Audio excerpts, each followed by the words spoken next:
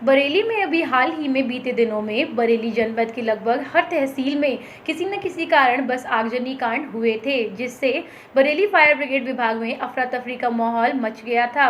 इसी क्रम में कल रात परसा खेड़ा में, जो कि इंडस्ट्रियल एरिया कहा जाता है, शर्मा जी के गोदाम में आग लग गई, जिसमें लाखों की नीलकमल की कुर्सियां जलकर राख हो गईं।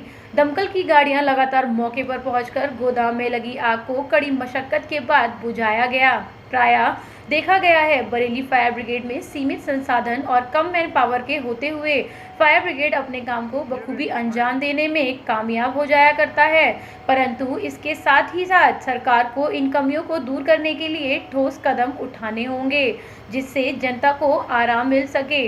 इस अग्निकांड के विषय में बताते हुए एफएसओ संजीव कुमार यादव। ये परसा खेड़ा में एक अशोक शर्मा जी हैं, उनका भट्टा है, तो उसी को उनका फ्यूल तूड़ी वगैरह बैगास वगैरह पड़ी हुई थी।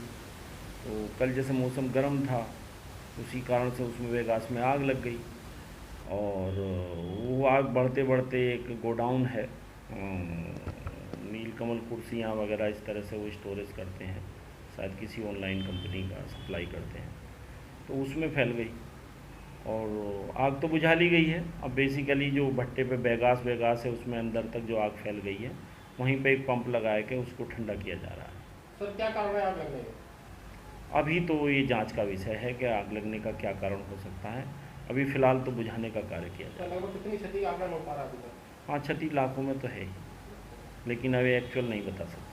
सर, जैसे आप बरेली में नहीं, पूरे उत्तर प्रदेश में, सर एक मौसम भी है ये आग लगने का, जैसे आप जानते हैं, तो उसको लेकर सर फायर ब्रिगेड की क्या तैयारी चल रही है? फायर ब्रिगेड की तैयारियाँ पूरी हैं। जितनी भी हमारे पास यूनिट्स हैं वो 24 आवर कार्य कर रही हैं। सभी लोग कमरबंदी में रहते हैं।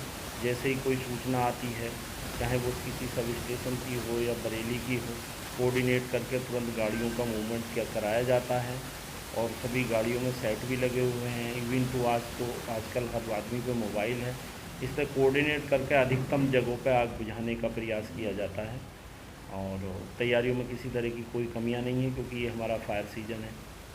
क्योंकि सर पिछली बार कोरोना काल था सर, उसको लेकर काफ़ी कमी थी पिछली बार सर आग में, और सर इस बार जो है कुछ अलग दृश्य है सर। उसको लेकर सर कई संसाधन और सर कई कुछ मैन वर्क भी सर कम है अपने यहाँ, सर उसको लेकर सर क्या तैयारी है? हाँ, ये बात सत्य है कि पिछली बार कोरोना काल होने के कारण मानवीय गतिविधियाँ एक तरह से बहुत कम, क्या शून्य ही थी, और जब मानवीय गतिविधियाँ ही कम थी तो आग लगने की घटनाएं भी बहुत कम हुई। लेकिन इस बार ऐसी स्थिति नहीं है। इस बार मानवीय गतिविधियाँ प्रत्येक वर्ष की तरह हैं, इसलिए आग लगने की घटनाओं में भी आप वृद्धि देख रहे होंगे। जहाँ तक संसाधनों की बात है, तो जो भी संसाधन सरकार द्वारा उपलब्ध कराए गए हैं उनसे ही अधिकतम प्रयास किया जा रहा है। अब ये तो फैक्ट है कि हाँ, कुछ संसाधन अगर और बेहतर अच्छी तरह से हो जाएं तो अच्छी तरह से काम किया जा सकता है, लेकिन उससे हम अपनी कार्य क्षमता पर प्रभाव नहीं पड़ना देते कि संसाधन कम होने के कारण कहीं भी हमारी उपस्थिति या हमारी फायर फाइटिंग में कोई प्रभाव नहीं पड़ता है। सर, बीच में जानकारी में ये भी आता है कि सर कुछ मैन पावर भी सर स्टाफ की कमी रही है सर अपने फायर ब्रिगेड में यहाँ पर, जितने सर स्टाफ होना चाहिए सर उससे कम ही स्टाफ यहाँ पर मौजूद है, उसको लेकर सर क्या कहना चाहेंगे? देखिए, ये चूँकि एक विषय ऐसा है कि ये पूरे उत्तर प्रदेश का विषय है और इस विषय में मेरा ज़्यादा कुछ कहना ठीक नहीं रहेगा, तो ये तो सरकार के स्तर पे ही इसका जो भी समाधान हो सकता है वहाँ से बराबर किया जा रहा है, लेकिन मैं इस संबंध में कोई ज़्यादा बात नहीं कर सकता।